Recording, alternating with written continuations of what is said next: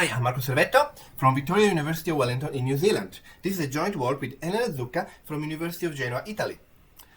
Lambda-based object-oriented programming, or how to code in Java without using three of the most popular keywords: new, class, and a single use of static just to be able to write the main method. How can we instantiate an object without the new keyword in Java? Well, from Java 8 we have lambdas, and an interface that has exactly one abstract method can be instantiated using a lambda. And those interfaces can have more methods that are not abstract thanks to the default keyword. So I can define an interface person that will play the role of a class person with an abstract string name method that looks a lot like a getter if you squint. And then I can have default methods instead of implemented method. So I can have a greet method that does some code and uses this.name to access the state of my instance. And then I can make a person by using a lambda. I can do person Bob equal open close arrow Bob. And I can call bob.greet. We can have dynamic dispatch as usual. I can have an interface gamer person extends person. And this will inherit the abstract string name method. And I can override the greet method by just defining it again with the default keyword. And then, in order to instantiate a gamer person as a person, in order to have a difference between the static type and the dynamic type, I can do something like this: person p equal gamer person of my lambda. If I were to omit this cast, I will actually create a different kind of object.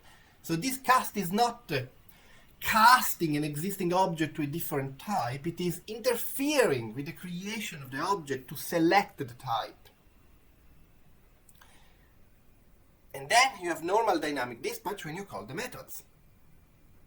Okay, but this only works for classes with a single field.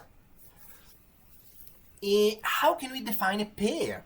We have an interface pair of AB, a method apply, that is the only abstract method, that for all t returns a t and takes a b function from a in b to t. And then I can extract the field a by calling apply and passing a b function that takes a and b and gives me a.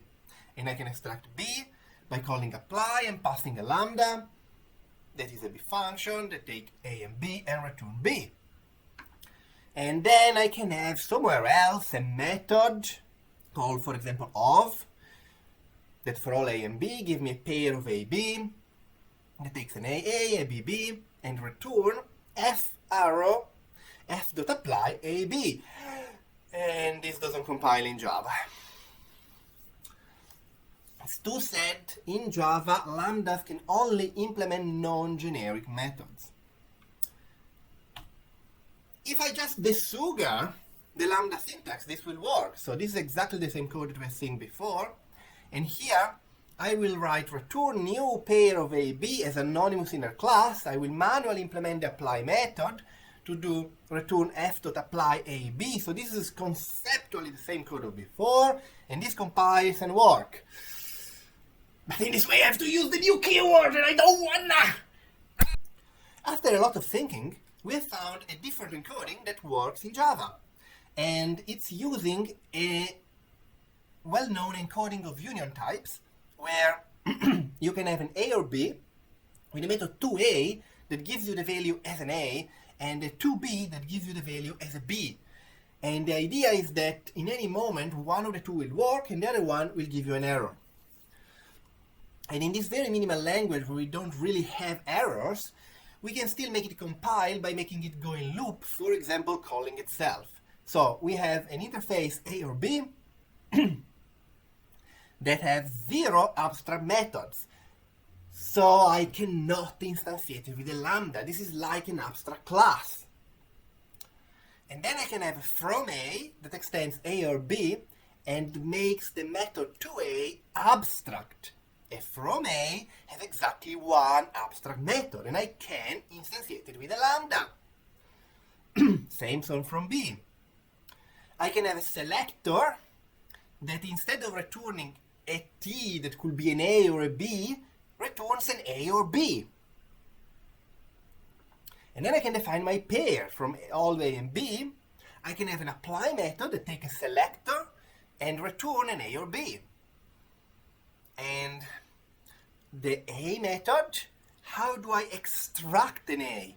Well, I can create a selector by providing a lambda that takes an A and a B, and in the body have to return an A or B.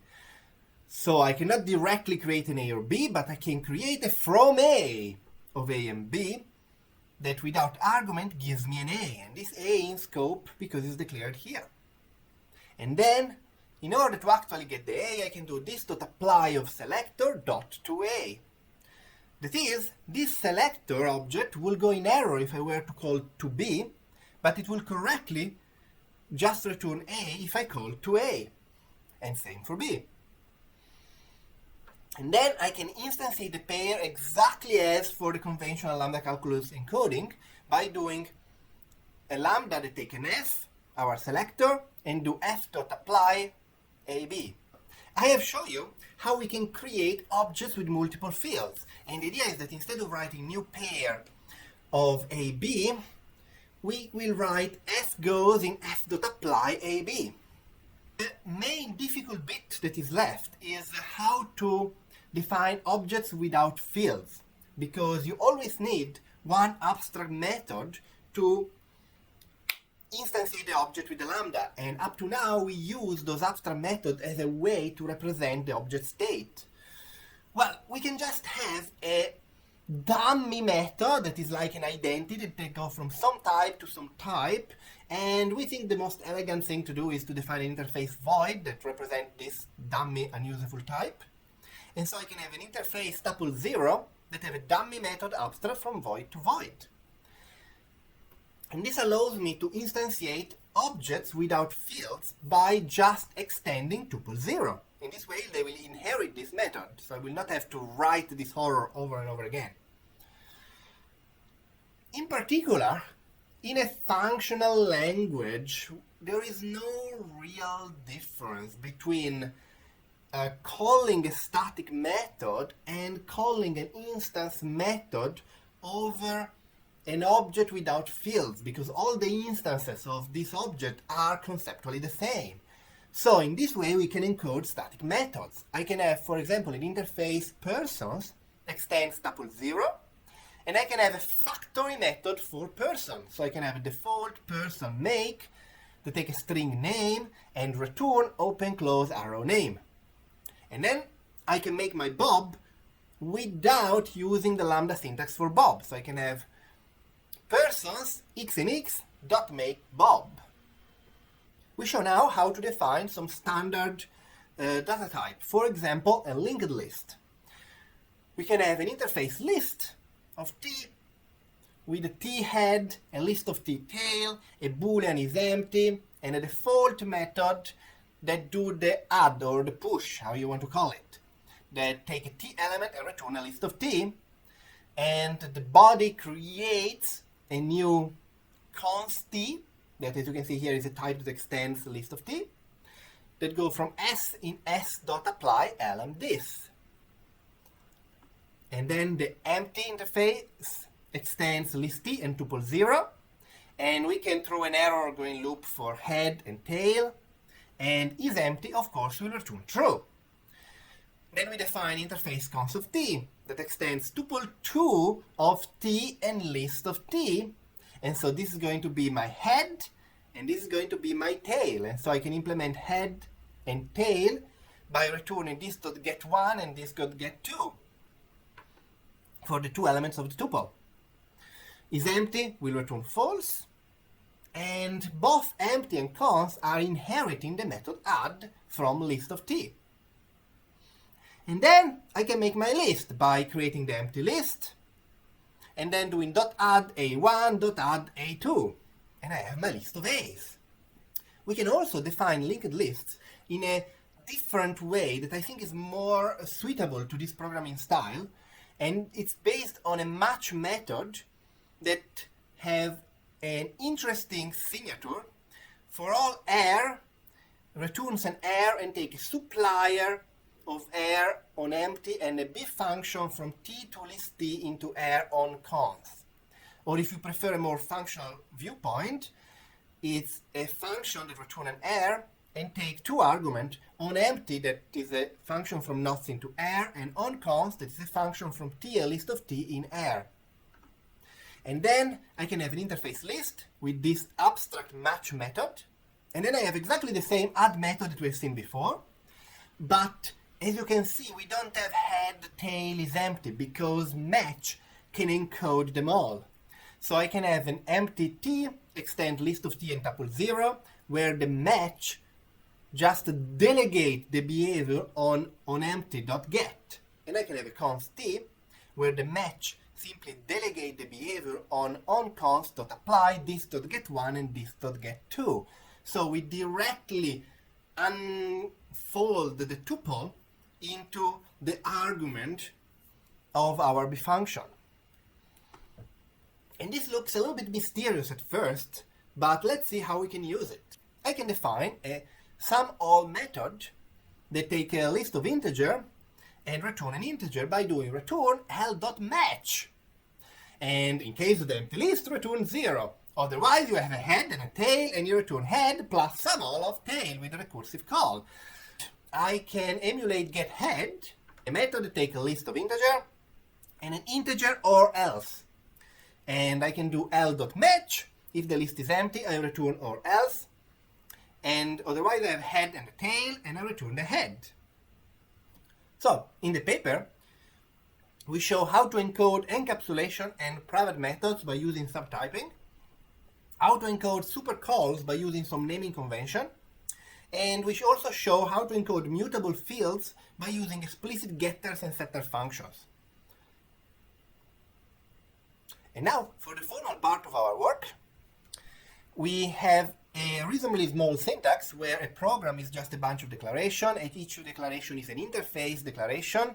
So we have an interface table more than a class table, and method bodies are just expressions, as in Fedora Java, and the expressions are quite interesting. You see, x, method call, and lambda. The values are only lambdas. In particular, I am amazed on our expression syntax, because this is just the lambda calculus with the class table. This is the lambda calculus where we replace application with dynamically dispatch method call. This is an object-oriented calculus in the style of Fedora Java without objects.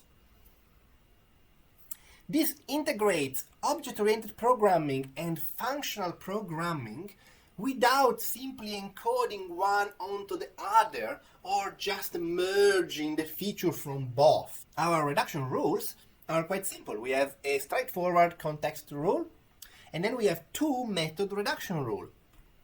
We have straightforward typing rules, and we have the boring program typing rule that check that the program is well typed, if the interfaces are all well typed, the interfaces are well typed, if the methods are well typed, and so on. Finally, we have a proof in our paper where we actually show the new fields and class are redundant feature by making an extended version of our core language that adds class, fields, and constructor. And then we show how we can translate a term from the richer language in the minimal one. Java 8 is now quite of a large and complex language. And inside of it, we found a minimal functional language that is actually usable. In this encoding, interfaces plays the role of both interfaces and classes, and lambdas plays the role of both lambdas and constructors. As we know from Smalltalk, Once you have method calls and closures, conditionals, iterations, and most other control flow can easily be encoded.